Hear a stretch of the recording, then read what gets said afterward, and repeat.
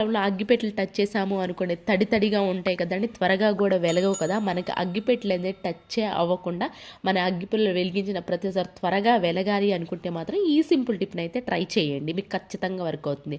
అగ్గిపుల్లలన్నీ తీసేసి ఒక పాత బాక్స్ ఏదైనా ఉందంటే ఆ పాత బాక్స్లో పెట్టేసేసేయండి.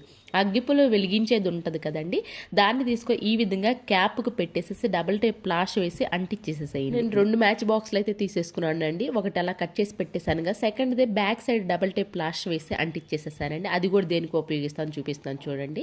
మనం చెయ్యి ఎంత తడిగా ఉన్నా సరే మ్యాచ్ బాక్స్ పుల్లలు అనేవి ఈజీగా తీయొచ్చు అండి, ఎందుకంటే అది లోపల ఉంటాయి కాబట్టి క్యాపే కాబట్టి తీసేయచ్చు. అలా మనం వెలిగించవచ్చు. అయిపోయిన తర్వాత ఏం చేస్తామంటే అగ్గి పుల్లలు ఎక్కడ పడితే అక్కడ పడేస్తూ ఉంటాం. అలా కాకుండా ఈ విధంగా బ్యాక్ సైడ్ కనుక మీరు డబుల్ టేప్ ప్లాష్ వేసి అగ్గిపెట్టిన అంటించేసామనుకోండి, ఆ వెలిగిని ఆ తర్వాత మనం ఈ విధంగా బ్యాక్ సైడ్ కనుక పెట్టేసుకోవచ్చు అండి. దీనివల్ల మనకు ఆ ప్లేస్ అంతా కూడా చాలా నీట్గా అయితే ఉంటుంది. ఒకటి మాత్రం గుర్తుపెట్టుకోండి, బ్యాక్ సైడ్ మీరు అగ్గిపుల్ల వేసేటప్పుడు నిప్ అనేది లేకుండా మొత్తం ఆర్పేసిన తర్వాత అయితే పెట్టేసుకోండి. ఐ హోప్ ఈ టిప్ కూడా నచ్చింది అనుకుంటున్నాను. చూసారు కదండి, మీకు ఖచ్చితంగా నచ్చే ఉంటుంది. నచ్చితే కనుక ప్లీజ్ ఒక లైక్ ఇవ్వండి.